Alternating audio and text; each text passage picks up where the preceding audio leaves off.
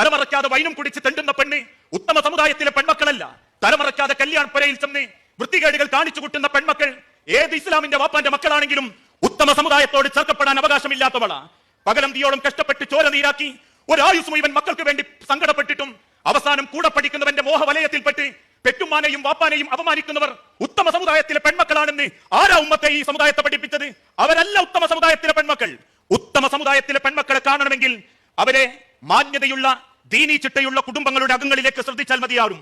അത്തരത്തിലുള്ള പെൺമക്കൾക്ക് കൃത്യമായൊരു ലക്ഷ്യബോധം ഉണ്ടാകും. ജീവിതത്തിന്റെ ഇബാദത്തുകളിൽ, അവരുടെ വസ്ത്രവിധാനങ്ങളിൽ, അവരുടെ സംസാരങ്ങളിൽ, അവരിടപെടുന്ന ഏത് രംഗത്തും ആ ഉത്തമ സമുദായത്തിലെ പെൺമക്കളുടെ ഐഡന്റിറ്റി അവരുടെ സ്വഭാവത്തിൽ നമുക്ക് കാണാൻ സാധിക്കും. അവരിടപെടുന്ന മേഖലകൾ അറിവുകൾ തിരിച്ചറിവുകളാക്കും.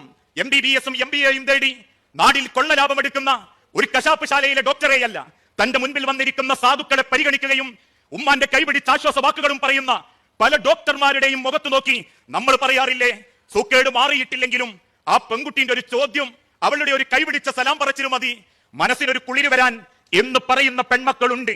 കുടുംബത്തിന്റെ കാവലാളാവുന്നവർ, രക്ഷിതാക്കൾക്ക് തണൽ കൊടുക്കുന്നവർ, ഈ മതത്തെ പറയിപ്പിക്കാത്തവർ, ദീനെന്ന ഇസ്ലാമിനെ നെഞ്ചോട് ചേർത്ത് തന്റെ ഇതര സഹപ്രവർത്തകർക്ക് പോലും മാതൃകയാകുന്ന പെൺകുട്ടികൾ